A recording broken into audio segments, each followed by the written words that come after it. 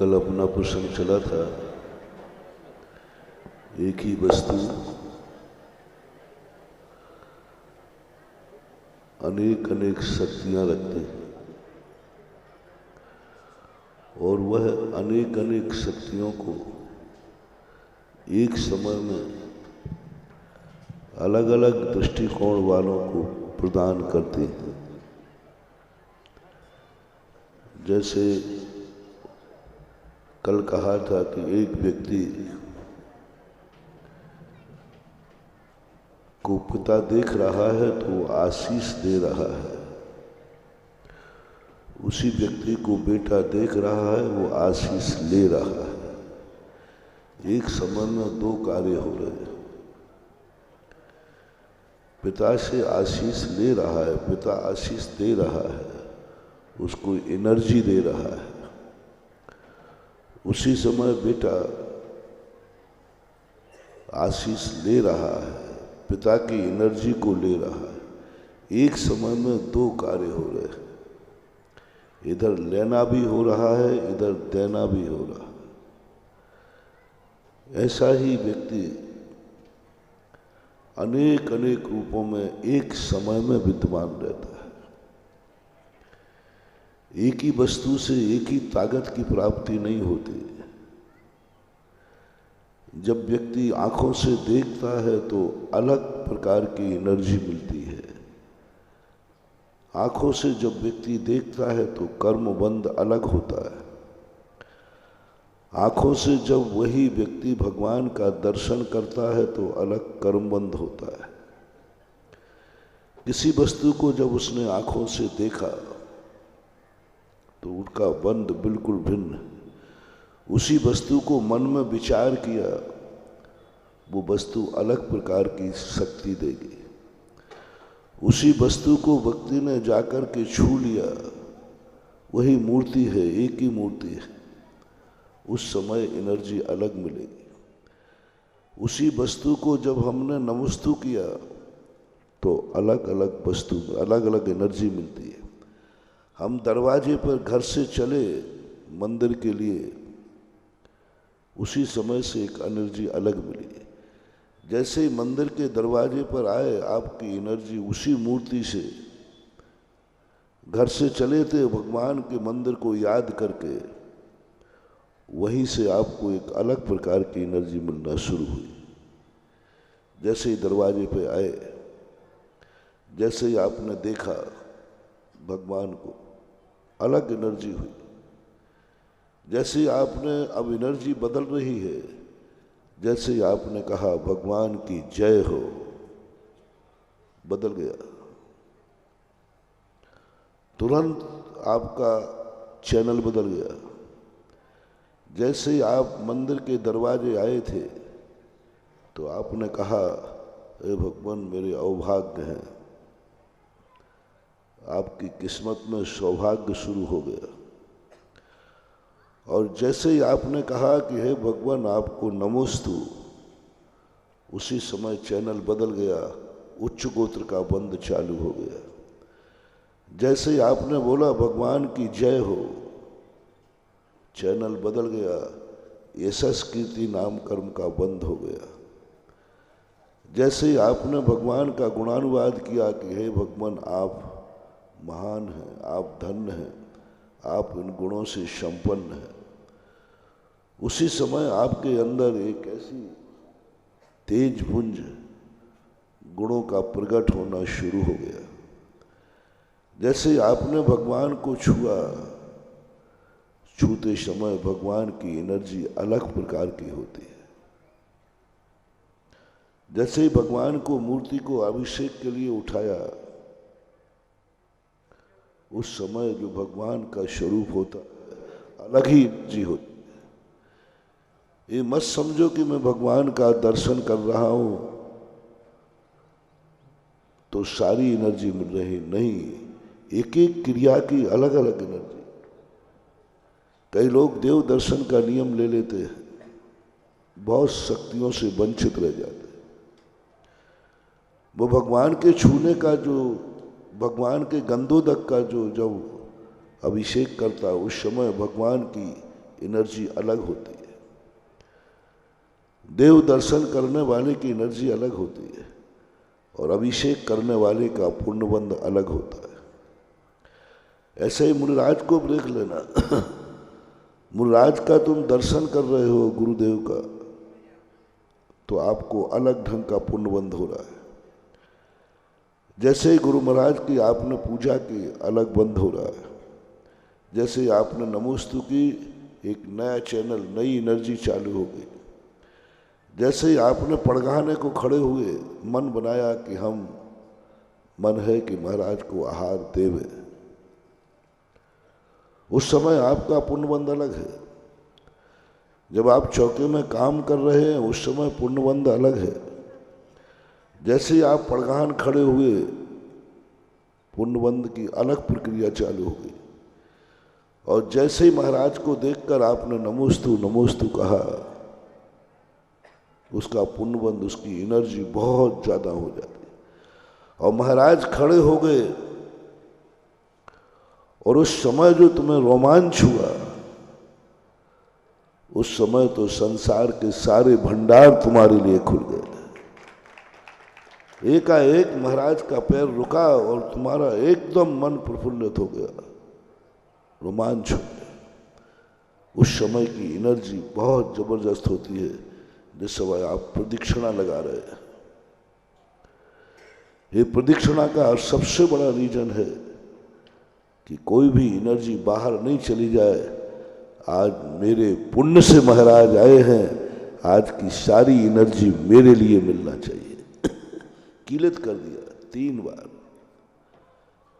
अब उतने समय, जितनी देर आप भगवान के पास हैं या गुरु आपके पास है, उतनी देर सारी एनर्जी के हकदार आप हैं। क्योंकि आपने 3 रेखाएं खींच दी, बांध दी, अब बाहर नहीं जा सकते। जैसे आपने मन शुद्धि, वचन शुद्धि, काय शुद्धि बोली, सबका अलग अलग पुण्य। मन शुद्धि बोली तो आपको ऐसा पुण्यबंध हो गया कि आपकी जिंदगी में कभी ऐसा कोई बात नहीं आएगी जिससे आपके मन में खेद हो, बुरी बातें आपको सोचने में नहीं आई। आपने वचन शुद्धि बोली, आपको उसी समय एक वचन की ताकत बन गई कि आप जब भी जो बोलेंगे वह सही होगा। जो आपने काया की शुद्धि की, भगवान काय शुद्धि, मन वचन काय शुद्धि, उस समय पुण्यबंध अलग होता है। आपकी काया इतनी शुद्ध होगी, सबको कोरोना हो रहा होगा और तुम कोरोना के बीच में ठीक बैठे होगे, क्योंकि तुमने कभी काय शुद्धि की थी। काय शुद्धि के समय ऐसा कर्म का बंध हो जाता। जैसे महाराज को आपने उच्चासन के लिए कहा, ये मत समझना कि महाराज को आहार देने में ही पुण्यबंध है। हर क्रिया के नंबर हैं अलग अलग। उच्चासन दिया, आपको इतना बड़ा पुण्यबंध, उस समय एनर्जी कौन सी बंद हो रही है? तुम कभी पतित नहीं होगे, तुम्हारा कभी डिमोशन नहीं होगा, तुम कभी नीचे नहीं गिरोगे, क्योंकि आपने एक बार गुरु को उच्चासन दिया था। बहुत सारे लोग क्रियाएं छोड़ देते, पड़गाहन के बाद लोग थाली माली लगाने में लग जाते हैं, पड़गाहन के बाद और कार्यों में लग जाते हैं।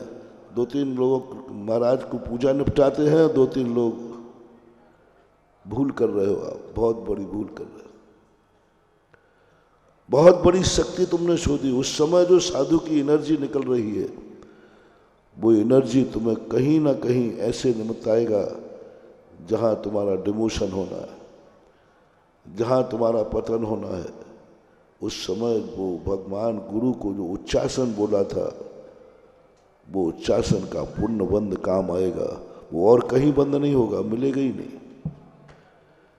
जो भगवान को तुम सिर पर उठाकर पांडुक शिला पर रख रहे हो, सिंहासन, उस समय वो पुण्यबंध होता है, वो और क्रिया, अन्य क्रिया में नहीं होगा। ऐसा ही जब महाराज की आपने अष्टद्रव्य से पूजा की भगवान की, एक एक क्षण में जैसे आपने जल चढ़ाया मूर्ति से अलग पुण्यबंध हो रहा है। चंदन चढ़ाते समय अलग, अक्षत चढ़ाते समय अलग, पुष्प चढ़ाते समय अलग, नैवेद्य चढ़ाते समय अलग। जिस समय आप नैवेद्य चढ़ा रहे हैं, मान लीजिए चंदन चढ़ा रहे हैं, उस समय आपका पुण्यबंध होगा कि कितने भी विपरीत ताप आपको आएंगे लेकिन आप तपेंगे नहीं। जैसे ही आपने नैवेद्य चढ़ाना शुरू किया, आप कभी भूखों नहीं मरेंगे। आप जो भी खाएंगे वह कुपच नहीं होगा। आप उदर की बीमारी से रहित होंगे। वो पुण्यबंध नैवेद्य के समय बनता है यदि आपका उपयोग एकाग्र है तो। दीप जलाते हैं तो उस समय अलग पुण्य का बंध होता है। कभी तुम जंगल में तुम्हारी लाइट, तुम्हारी गाड़ी बिगड़ जाएगी, लाइट खत्म हो जाएगी। कभी तुमने बड़ी एकाग्रता से भगवान को भक्ति से दीप जलाया होगा, अनायास कहीं से कोई गाड़ी आएगी जो तुम्हें प्रकाश देगी और आगे ले जाएगी। वो पुण्यबंध उसी समय होगा, दीप के समय, अन्य समय नहीं होने वाला। जब आप धूप चढ़ा रहे हैं तब आपके, जब भी कोई भी दुश्मन आपको परेशान कर रहा है, कोई दुश्मन आपका बैरी है, आपका बुरा विचारता है, आपका बुरा करना चाह रहा है, लेकिन कभी यदि आपने अष्टद्रव्य से धूप चढ़ाते समय कोई अच्छा परिणाम किया होगा, एकदम एकाग्रता से धूप चढ़ाई होगी, उस समय बना हुआ पुंज दुश्मन तुम्हारे सामने आ जाएगा लेकिन तुम्हारा बाल भी बांका नहीं हो पाएगा। वो पुण्यबंध कब हुआ?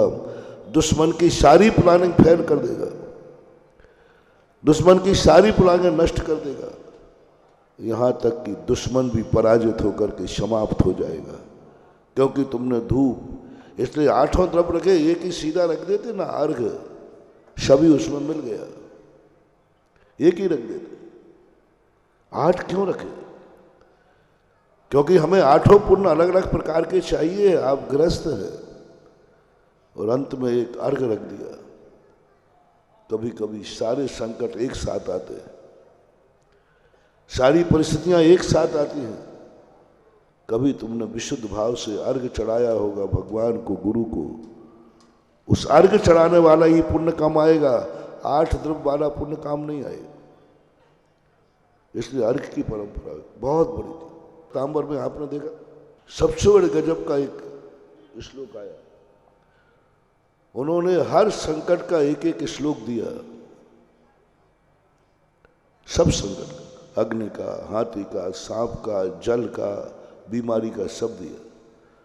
लेकिन अंत में 46वें नंबर का श्लोक, गजब का श्लोक, उन्हीं सब का एक श्लोक में बांध दिया। वे सारे संकटों को एक श्लोक में बांध दिया। वो अर्घ के समान है।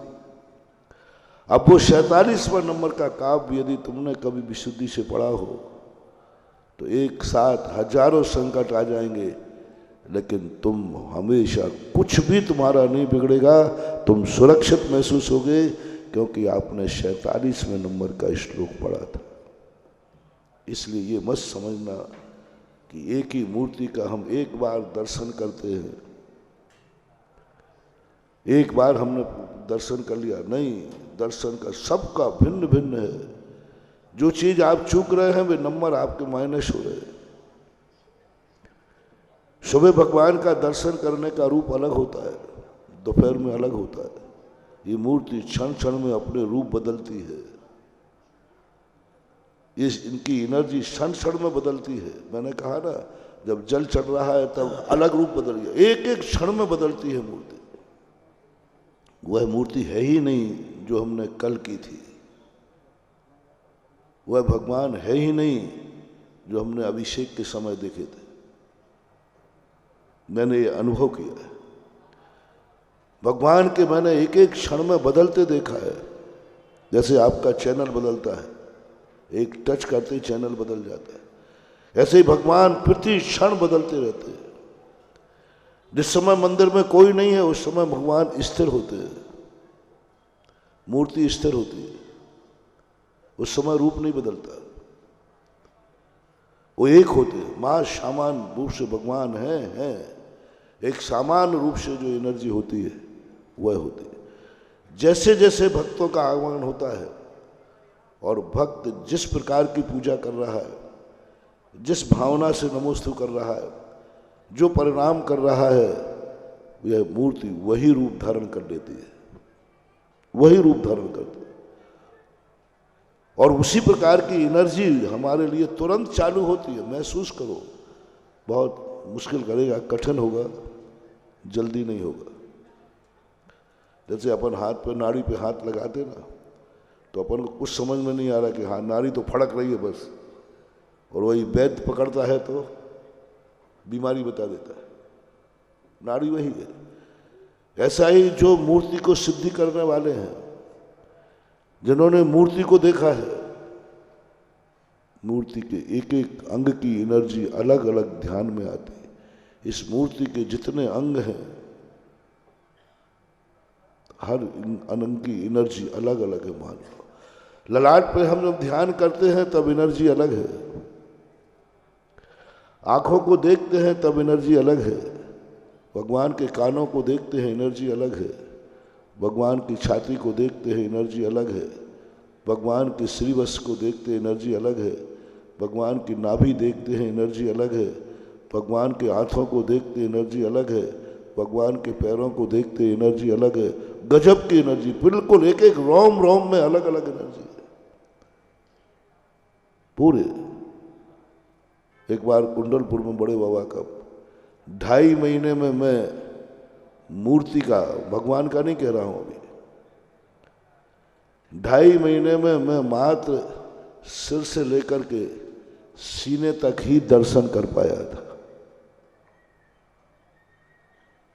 मास आंखों के दर्शन में कम से कम हमें 10 से 12 दिन लगे थे, मात्र उनके दोनों आंखों के दर्शन करने में। मूर्ति के, भगवान के नहीं कह रहा हूं अभी, मूर्ति मान के नहीं कह रहा हूं, मूर्ति के दर्शन करने में आंखों में 10 से 12 दिन लगे। 2.5 महीने में हम पूरी मूर्ति का दर्शन नहीं कर पाए, बिहार करना पड़ा, बिहार हो गया। मैंने महसूस किया एक एक अंग में, अपने शरीर में भी यही दशा है। शरीर का हर अंग अलग अलग है, एक एनर्जी वाला नहीं है।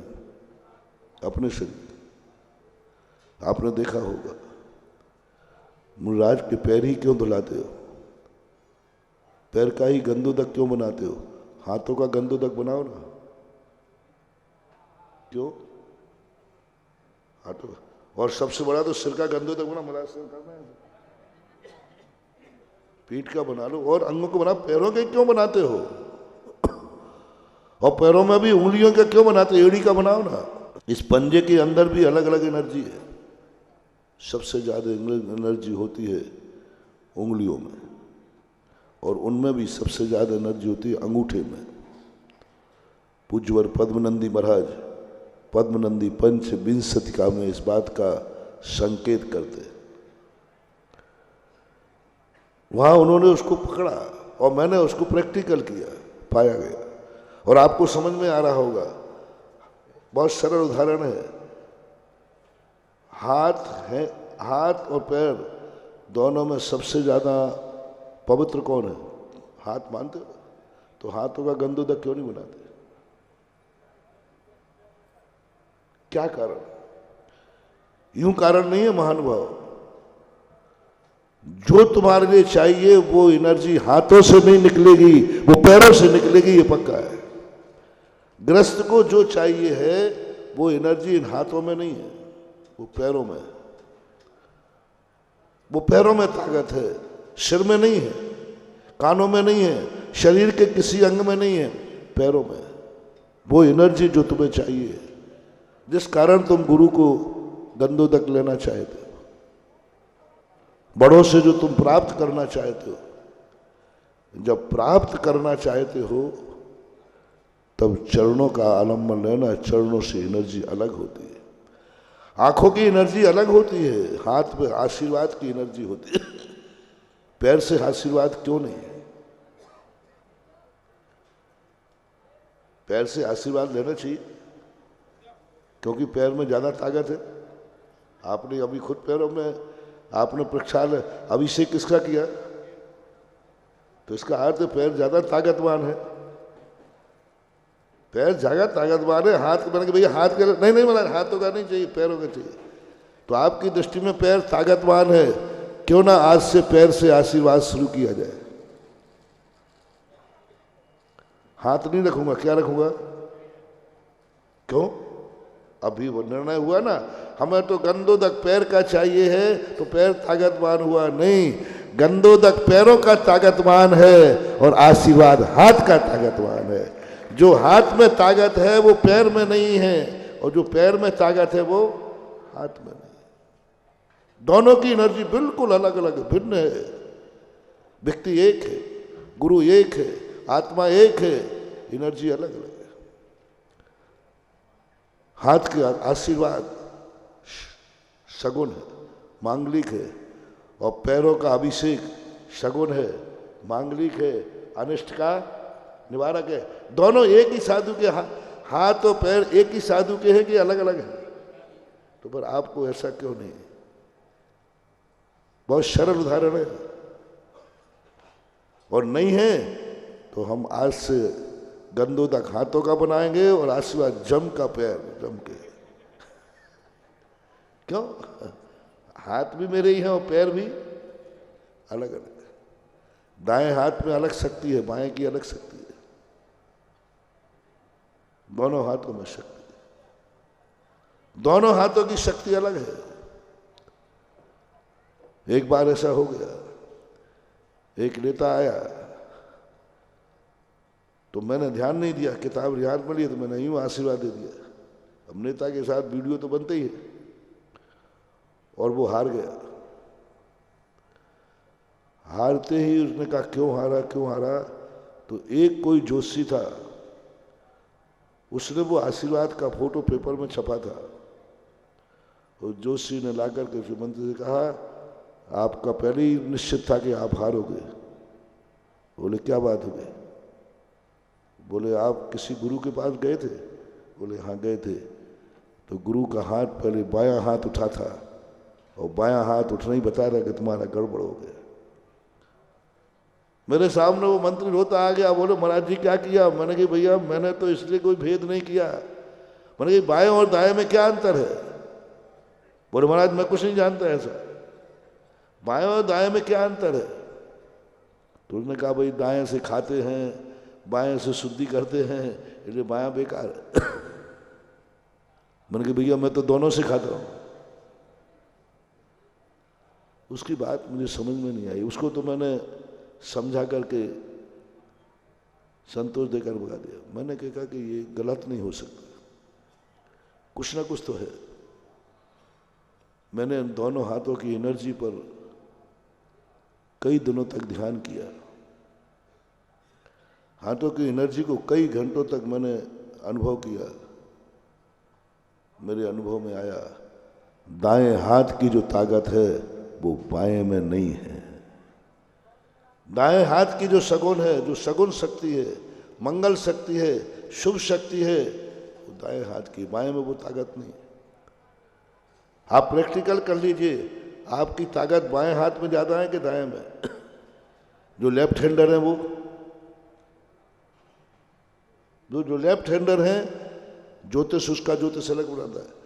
लेफ्ट हैंडर को देख के बता सकते हैं कि इस व्यक्ति के अंदर कौन सी एनर्जी है।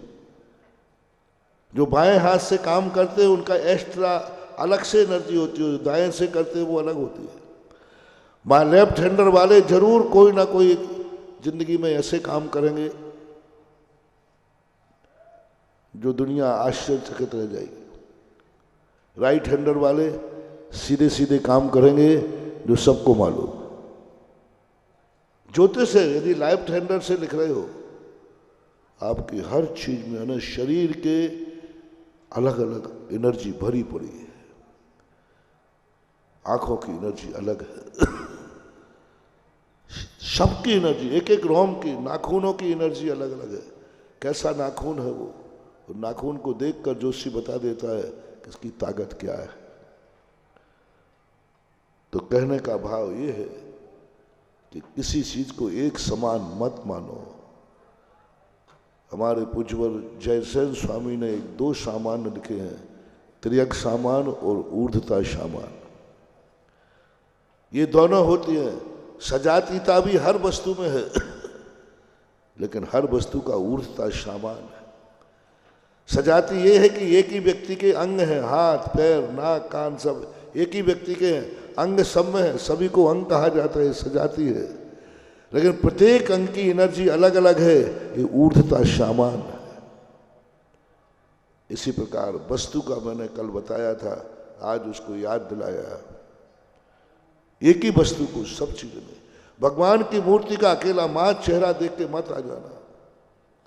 एक एक वो भजन गाते ना, अंग अंग निरखो जिन वर के, जिनसे झलके मूर्ति वर। अंग अंग क्यों निरखा रहे हैं? एक एक अंग का दर्शन क्यों करना? अंग अंग निरखो जिन वर के, जिनसे झलके शांति वर। पूरी मूर्ति का दर्शन करो। कुंदकुंद स्वामी ने जब अंतरंग की बात कही, को द्रव्य का ही दर्शन नहीं करो, गुण का ही नहीं, पर्यायों का, द्रव्य गुण पर्यायों का दर्शन करो। पर्याय की एनर्जी अलग है। पर्याय का जब हम चिंतन करते हैं तब एनर्जी अलग है, गुणों का चिंतन करते हैं तब एनर्जी अलग है, द्रव्य का चिंतन करते हैं तब एनर्जी अलग है। ये मानना चाहिए। द्रव्य का, समय का भी, समय का भी।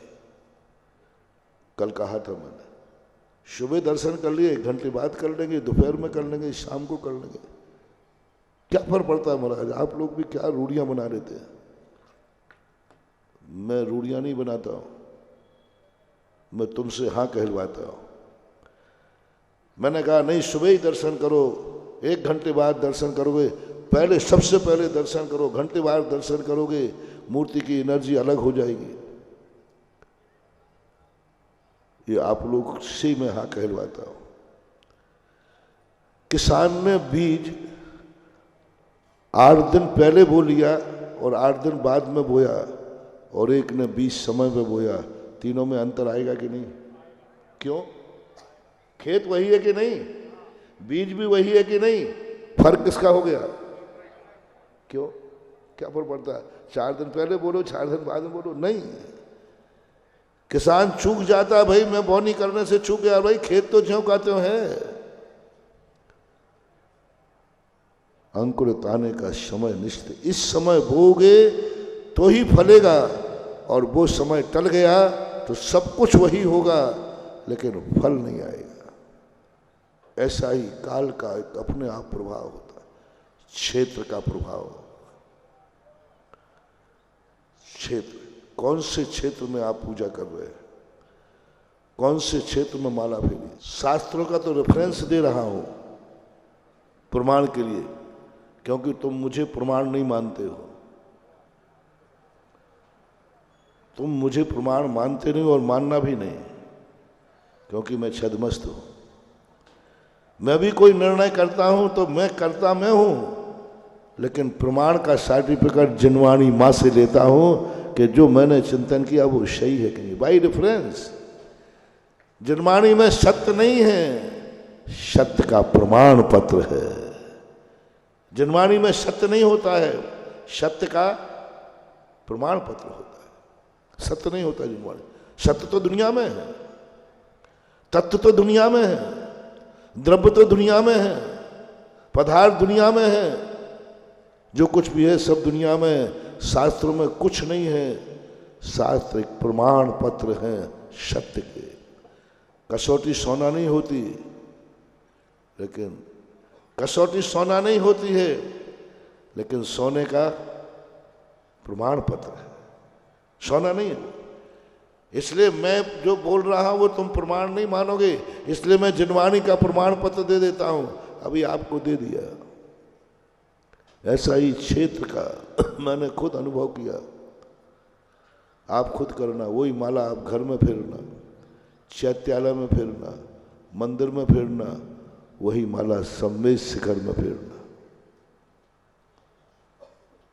मैंने बहुत सारे केस लॉन्च किए। एक लॉन्च मैंने पारसनाथ टॉक पर किया था, वो आनंद आज तक अनुभूति नहीं हुई।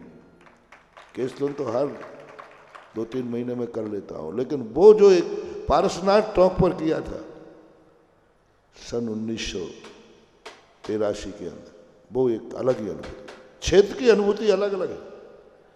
हम क्यों जाएं फिर सारी दुनिया में, क्यों तीर्थ वंदना करें? मूर्ति कहाँ बैठी है पहले ये देखना।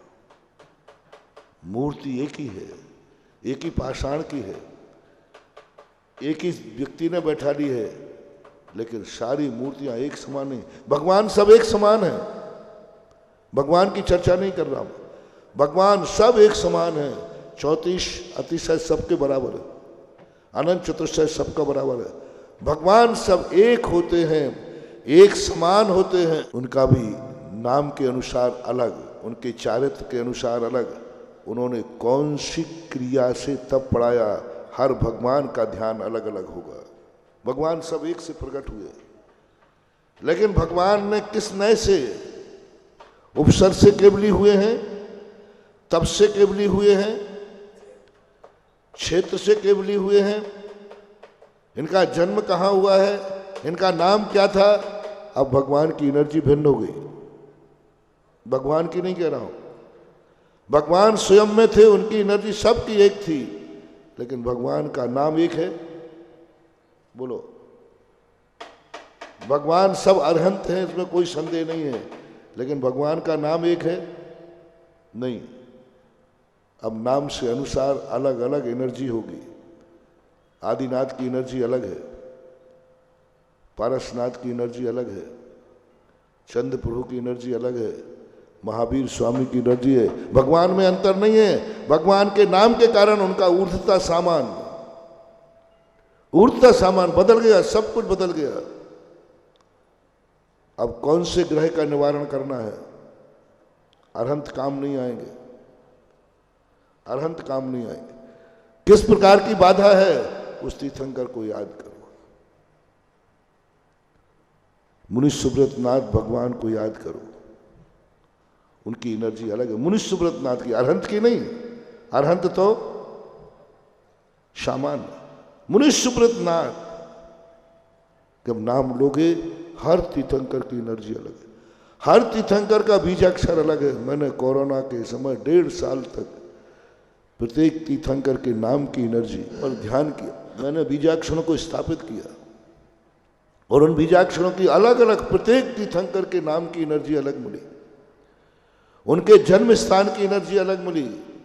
बनारस में जन्म लेने वाली की अलग एनर्जी है, अयोध्या में लेने वाले की अलग है, कुंडलपुर में जन्म लेने वाले की उस शरीर की एनर्जी, वो कहाँ जन्मी थी, माता पिताओं की, किस माता पिता से जन्म हुआ इनका, उसकी एनर्जी अलग है। किस माता पिता से हुआ, वंश कौन था इनका, इक्ष्वाकु वंश था, कश्यप गोत्री थे, यदुवंशी थे, कौन से वंश के थे, इनका वंश कौन था? सभी वंशों के अनुसार प्रत्येक तीर्थंकर की एनर्जी अलग अलग है, वंश के अनुसार, स्थान के अनुसार, सब अलग अलग एनर्जी को प्राप्त होते। एक भी तीर्थंकर की एनर्जी नहीं मिलती जन्म तप गर्भ कल्याणक माँ के अनुसार। ऐसे ही नहीं होता महानुभाव। पहले जो कुंडली बनाई जाती थी, बेटा बेटिया की नहीं, माँ बाप की भी, नाना नानी की भी, 5 साके, 4 साके, 8 साके, ये रीजन थे। इनके कुछ थे रीजन कि कितने वंश से कौन सी एनर्जी चल रही है, वो एनर्जी इससे मैच खाती है कि नहीं। सारी तो बेटा बेटिया को करना है, माँ बाप की कुंडली क्यों मिलाई जाती, उनसे साके क्यों मिलाई जाती थी? आज की बात नहीं कर रहा हूं, उसमें कोई सिद्धांत। तो क्षेत्र का प्रभाव, कौन से क्षेत्र पर वो मूर्ति बैठी है, एक वही मूर्ति जिस क्षेत्र पर बैठी थी, कुछ नहीं, क्षेत्र प्रतिदिन डाउनफॉल हो रहा था, डाउनफॉल हो रहा। माँ क्षेत्र से उठा करके 10 फीट आगे पीछे रख दी, आज वो क्षेत्र विश्व स्तरीय बन गया, सारा विश्व वहां आ रहा।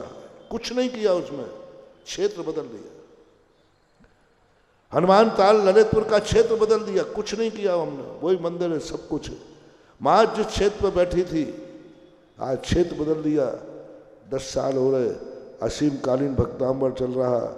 जो ये चिंता बन गई थी समाज की कि अब यहाँ कोई पूजा करने वाला बचेगा कि नहीं, और आज वह ऐसा क्षेत्र बन गया कि सारे विश्व को आकर्षित कर रहा है और लोग वहाँ जा रहे हैं। जगह नहीं मिलती वहाँ, सांगानेर देख लीजिए।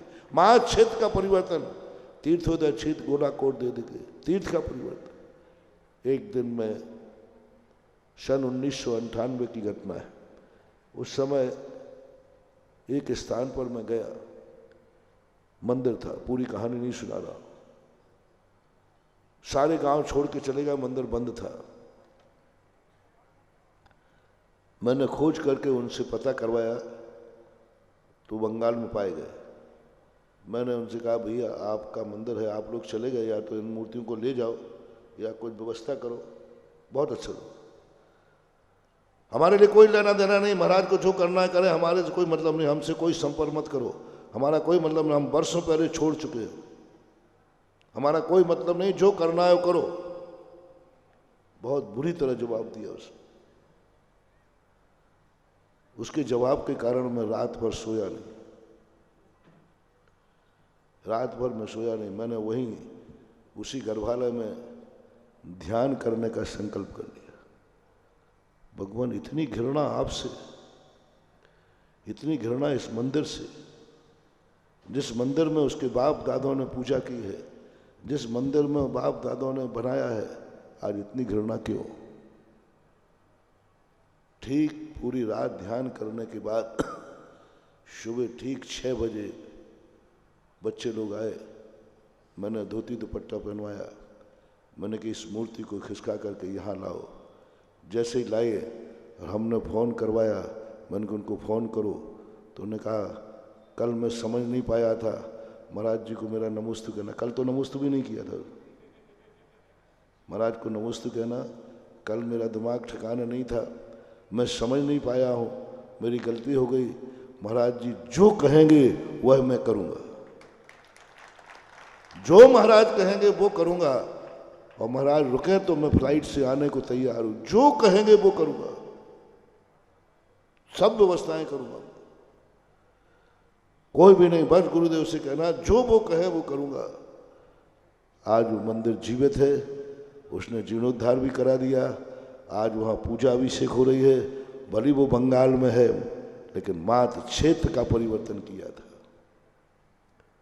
क्षेत्र का बहुत बड़ा प्रभाव पड़ता है, अच्छे प्रभाव भी बुरे प्रभाव भी। श्रवण कुमार की कथा आती है कि नहीं, कि श्रवण कुमार ने अपने माता पिता का अनन्य भक्ता जहाँ कबाड़ी रखी वहीं पर उसके बुरे भाव हो गए। पिता ने पूछा बेटा कहाँ बैठे? बोले यहाँ। बोले कोई बात नहीं, थोड़ा आगे चलो।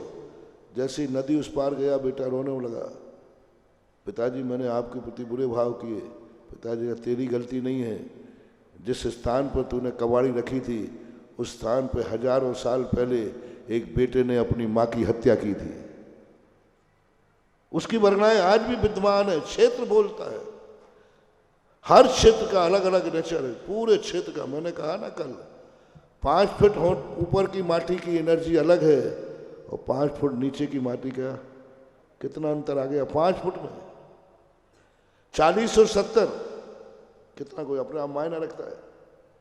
मात्र 5 फुट नीचे क्षेत्र का बहुत बड़ा प्रभाव पड़ता है। इसलिए महावीर स्वामी तो हर मंदिर में है, लेकिन तीर्थ क्षेत्र के महावीर स्वामी, आदिनाथ स्वामी, पारसनाथ, ये मत समझना कि पारसनाथ तो हमारे मंदिर में हर स्थान की मूर्ति के बता रहा हूं। जब कोई मूर्ति किसी नाम से प्रसिद्ध हो उसकी एनर्जी अलग होगी।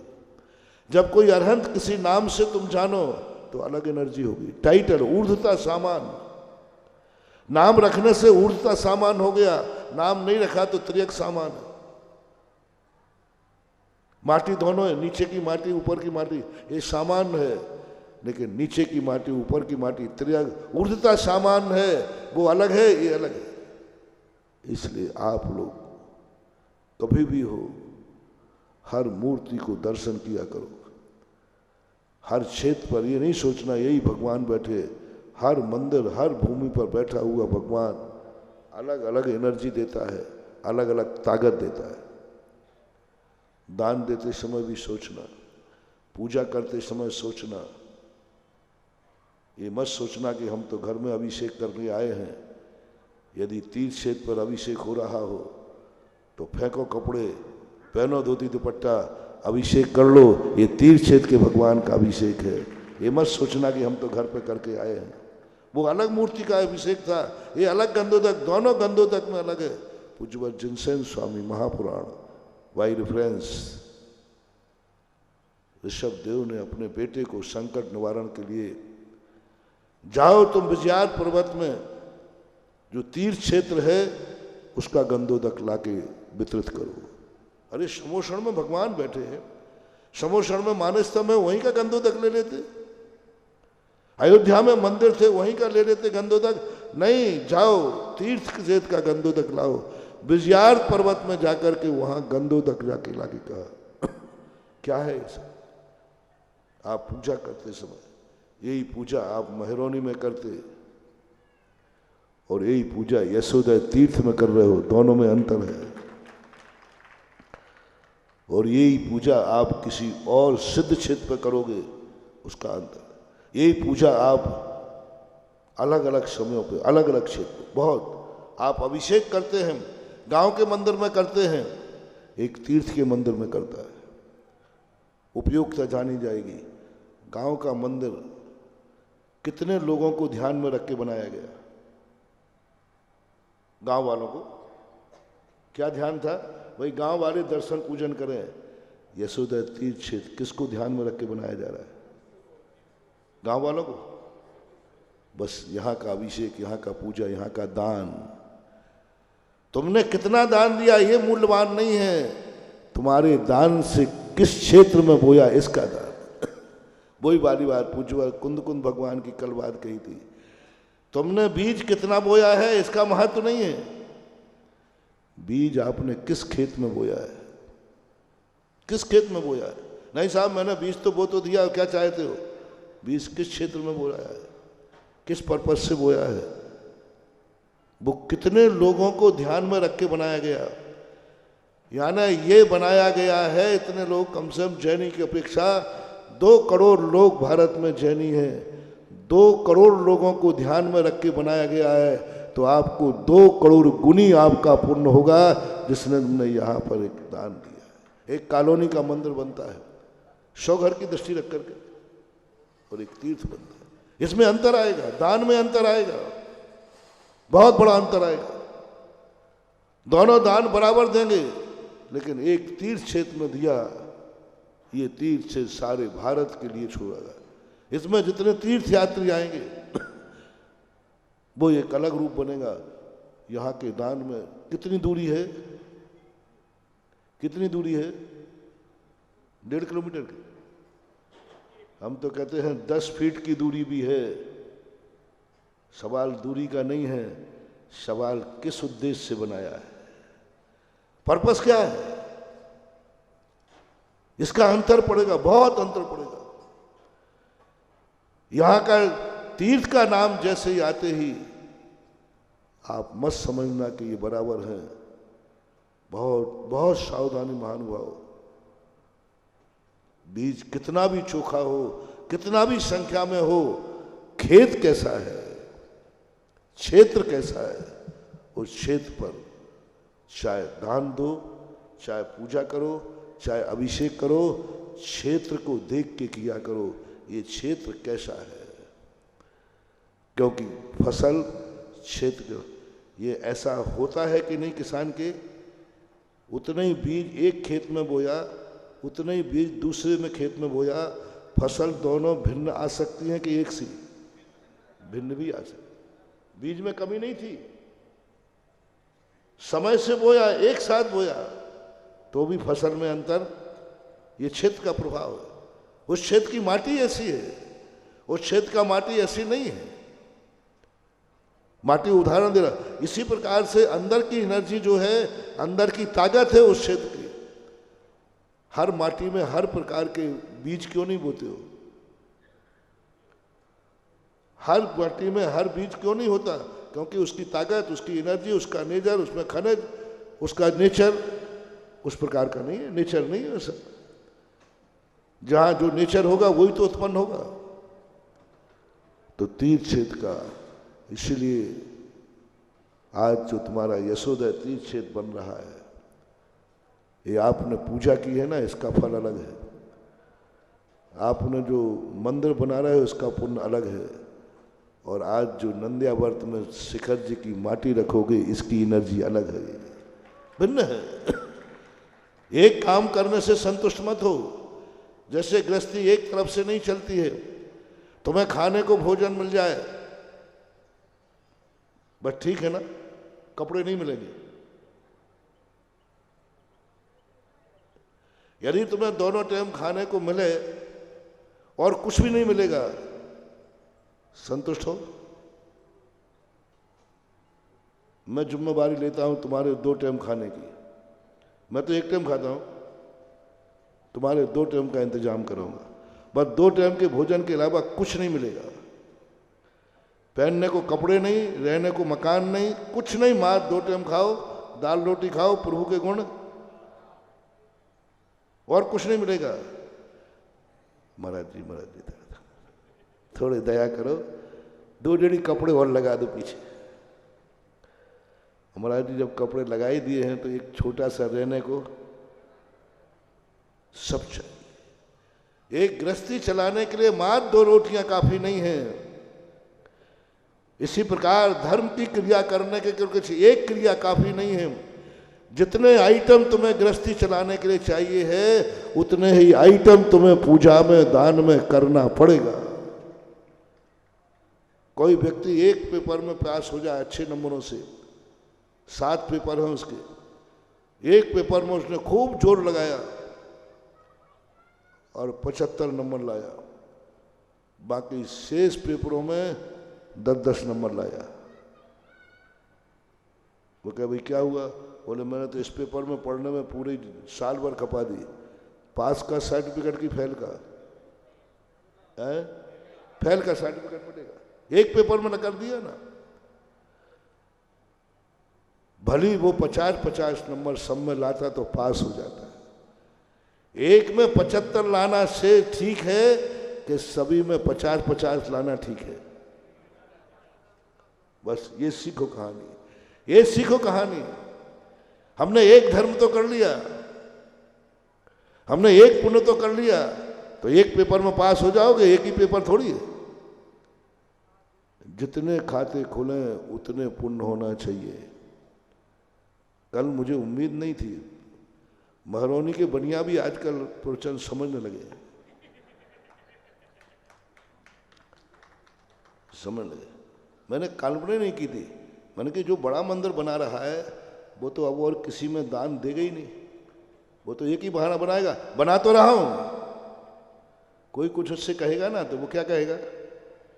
बना तो रहा हूं भैया, बड़ा मंदिर तो बना रहा हूं, और क्या चाहा तो बड़ा मंदिर बना रहा नहीं। कल मेरू की घोषणा हुई, पहला नाम बोल दिया। मैंने कि बाबू ये क्या कर रहा है?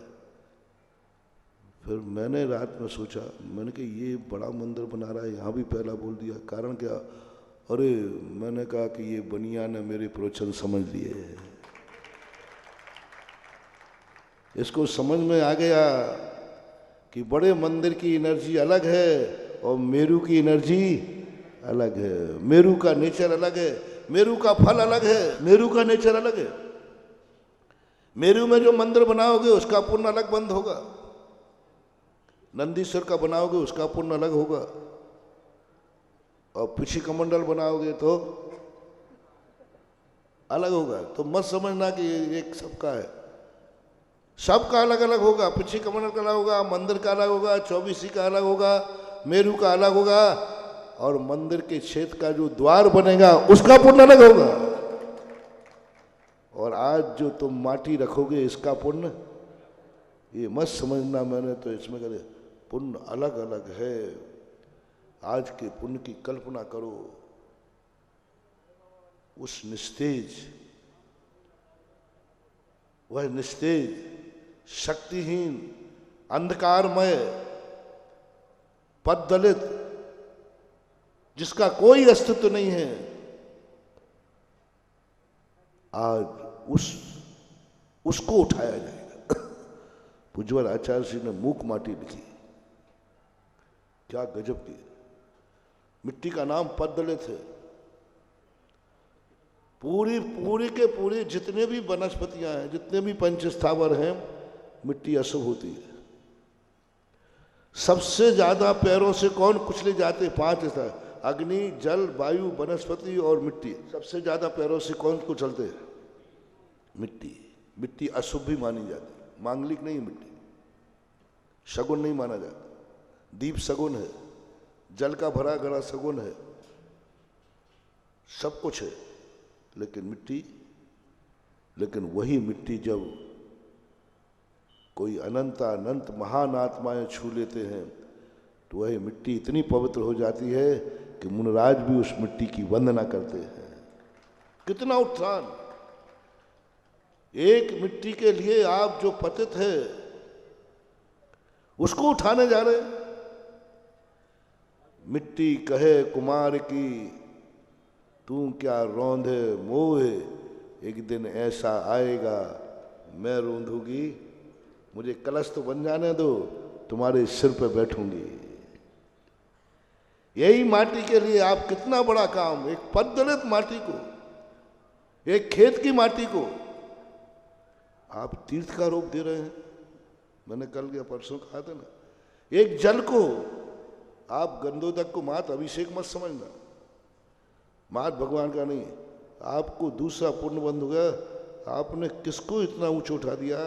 क्या जल कभी भगवान तक पहुंच सकता था? जल भगवान के सिर पर पहुंच सकता था?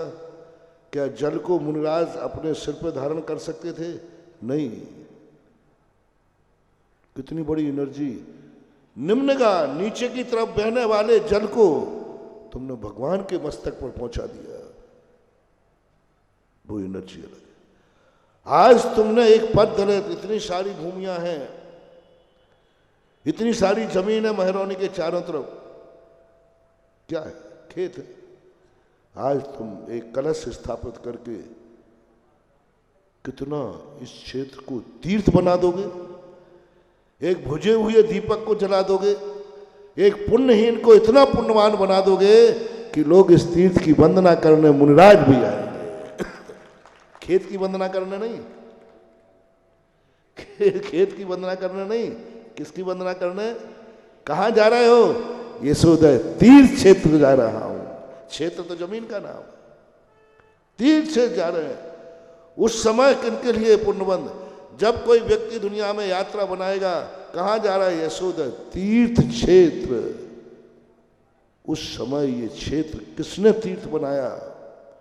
जिन्होंने आज नंद्यावर्त की स्थापना की।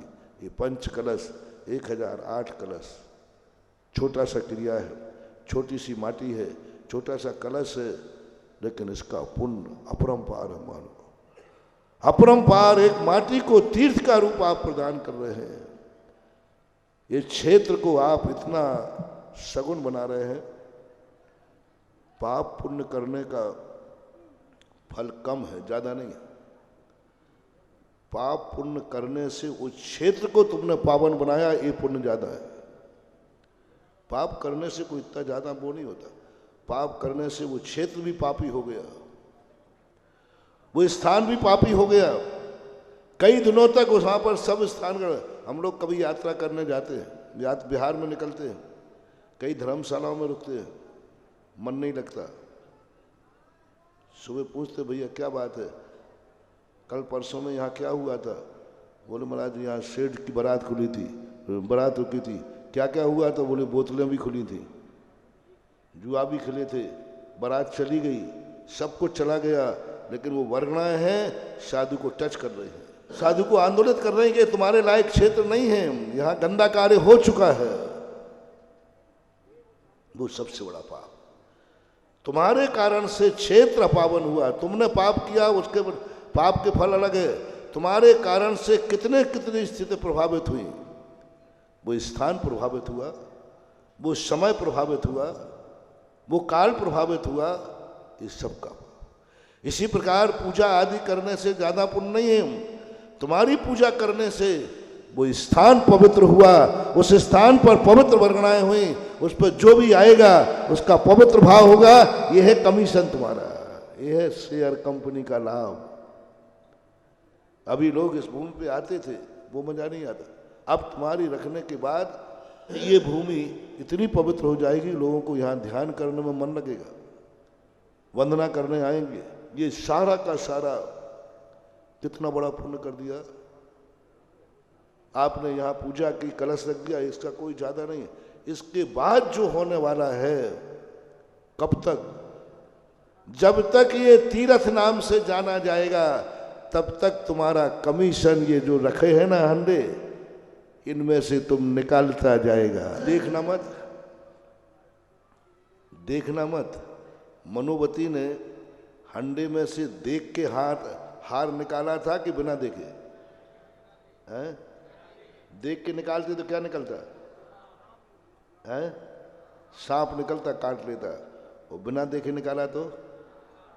इन हंडों को खोल के मत देखना, नहीं तो तुम बनिया आदमी हो। खोल के देख लो, खोल के देखोगे तो माटी निकलेगी, और बिना खोले हाथ डालोगे, जब तक ये तीरथ रहेगा इसमें से मोहरें निकलती रहेंगी, सोना निकलता रहेगा, एनर्जी निकलती रहेगी। मैंने कहा ना, कहीं भी तुम होगे और तुम वहाँ होगे, बस तुमने, मैंने एक कलश स्थापित किया था और उसमें अनंत एनर्जी स्थापित थी। आप वहाँ बैठ कर के भगवान का नहीं, इसी कलश का ध्यान कर लेना। इस कलश से निकल करके एनर्जी तुम्हें उस जंगल में भी पहुँच जाएगी। लेकिन बस ध्यान रखना, ये शक मत करना इसमें क्या है। शक यही करना जो मैं चाह रहा हूं वही है। सत्य से ऊपर उठो। सत्य क्या था? नाग। सत्य क्या था? नाग। निकला क्या? हार। कैसे हुआ है? रखना। सत्य से ऊपर उठ गई मनोवती। उसने कहा जो मैं निकालूंगी वो निकलेगा। इसी का नाम तो चमत्कार है। क्या रखा गया है इससे मतलब नहीं है। मेरी वो ताकत है, मैं जो निकालूंगा वो निकलेगा। क्या निकालूंगा मैं? हार। हार निकला। यही होता है सम्यक दृष्टि महानुभाव, यही भक्त होता है। क्या निकलेगा इन हंडों में से? जो मैं चाहूंगा वो निकलेगा। रखा क्या गया है हमें कोई मतलब नहीं है। रखा क्या गया है उसने पूछा भी नहीं। उसने कहा बस मैं क्या चाहती हूं? हार। हार निकलेगा। क्या है यहां? मूर्ति में प्रतिष्ठा हुई। महाराज कौन सा सूर्य मंत्र दिया आपने? जानने की चेष्टा मत करना। मेरे गुरु ने मूर्ति विराजमान की है, मैं जो चाहूंगा वो मूर्ति से मिलेगा। सवाल ही नहीं। एकलव्य ने कहा कि मैं जो चाहूंगा वो मूर्ति बोलती है। बोले मूर्ति तो बोलती नहीं है। बोले मेरे से बोलती, मैं जो बोलता हूं वो ये बोलती है। मैं जो चाहता हूं वही बोलती है। मुझे धनुष बाण सिखाओ, ये धनुष बाण सिखाती है। एकलव्य की मूर्ति बोल गई। मूर्ति ने कुछ नहीं बोला। उसने जो बुलवाया मूर्ति, उसने कहा मुझे धनुष विद्या सीखना है, मूर्ति ने सिखा दिया। ये कोई काल्पनिक कहानी नहीं है। ये जब डीप में साधना में उतरता है साधक, तब ये शव ऐसे झलकते हैं जैसे हाथ पर रखी हुई वस्तु झलकती है। ऐसे हाथ में ऐसी स्थिति। इसलिए महानुभाव किसी भी क्रिया को एक समान नहीं। आज जो होने वाला है, आज जो ये तीर्थ इतने पतित को पावन, पैरों के नीचे रुंधने वाली जमीन, आज वो चंदन रज बन जाएगी जो तीर्थ के नाम से जाने। इसलिए कभी ये मौके मिलते हैं तो इनको छोड़ना नहीं, इनको जरूर अपने मन में करना। और ये 5 बड़े हंडे रखे जाएंगे जहां पर जब तक ये तीर्थ रहेगा इसके ऊपर ध्वजा स्थापित रहेगी। ध्वजा स्थापित रहेगी। और ये ध्वजाएं कई कार्यक्रम की ध्वजा नहीं, ये महोत्सव की ध्वजा नहीं, ये यशोदा तीर्थ क्षेत्र की ध्वजा होगी। ये मंदिर की ध्वजा नहीं, ये भगवान की ध्वजा नहीं, ये यशोदा तीर्थ क्षेत्र की ये पंच ध्वजाएं होंगी, जो ये पांचों ध्वजाएं हमेशा लहराती रहेंगी। और जो व्यक्ति ये पंच ध्वजा के स्थापन करता है, ठीक है, अब आगे के लिए कल जो है महावीर जयंती है। शायद मेहरोनी की जिंदगी में पहली बार मौका आ रहा है कि वो जन्म कभी हुआ होगा कुंडलपुर में, लेकिन कल साक्षात जन्म होगा मेहरोनी में यशोदा तीर्थ। साक्षात जन्म होगा। वो हम महावीर जयंती का दिवस मनाते थे, आज कल हम महावीर स्वामी का जन्म मनाएंगे। जन्म में और जन्म दिवस में बहुत अंतर है। हर साल तुमने जन्म दिवस मनाया है और कल जन्म का जो कल्याणक मनाओगे, तो कल जो कार्यक्रम तुम्हारा है, बस कल का जुलूस ऐसे निकले कि वो सौधर्म जो ऊपर बैठा है ना, वो भी कहे ऐसा तो हमने महावीर स्वामी का भी नहीं निकाला। बहुत बढ़िया, सब तैयारी रखो। जितने मंडल हैं, युवा मंडल हैं, बालिका मंडल, महिला मंडल हैं, वे अपने आज से कोई ना कोई आइटम सजा लो। कोई अष्टप्रातिहार्य सजा ले, कोई फूल, कोई ध्वजाएं, कोई बहुत सारे आइटम आप जानते। इन आइटमों को लेकर के कोई छोटा मोटा जुलूस नहीं होता है भगवान का। बहुत बड़े नृत्यांगनाएं होती है। जो हाथी होता है ना, उसमें 8 मुख होते हैं, 32 सुनाएं होती हैं, हाथ दांत होते हैं, उन पर सरोवर होता है, सरोवर के बीच में नृत्यांगनाएं नाचती हैं। क्या दृश्य होता हो। 1 लाख योजन प्रमाण उसकी विक्रिया हो जाती है और उस पर नाचती हैं वो। तालाब होते हैं। तो ये जन्म कल्याणक के जुलूस को ऐसा बनाएं जैसे हर व्यक्ति को, हर मंडल को, हर घर को, और कल मेहरोनी के हर घर में, और बाहर वाले सुन रहे हैं तो हर घर में कल जिनेन्द्र देव का बर्थडे मनाया जाना चाहिए। उसका अर्थ है आपके घर में सुबह उठ कर के हर घर का व्यक्ति अपने घर के सामने रंगोली करेगा। हर व्यक्ति कल भगवान के जन्म कल्याणक पर अपने घर के सामने कोई शगुन करेगा। लाइटिंग है, झंडियाँ हैं, डेकोरेशन XYZ, बंधनवारा बांधेगा। हर जैनी के घर में बंधनवारा होना चाहिए कल। हर घर के सामने सुबह उठने के पहले सबसे पहले एक शगुन रंगोली होना चाहिए हर घर के सामने। और हर घर के दरवाजे कम से कम 5 दीपक होना चाहिए। लोग पूछे भाई आज क्या है, बोले हमारे वर्तमान शासन नायक वर्धमान स्वामी का जन्म दिवस भी है और जन्म कल्याणक भी है। तो ये दो कार्य एक साथ बहुत मुश्किल से मिलते हैं सोने में। हाँ, तो बहुत अच्छी तरह से कल का जन्म जरूर बनना है। ऐसा बनना चाहिए कि सारी मेहरोनी देख कर रह जाए, ऐसा जुलूस तो मैंने देखा ही नहीं। बस घर घर के सामने शगुन करके आना है। सुबह आपको जल्दी आना है, लेकिन घर पे शगुन करके आना।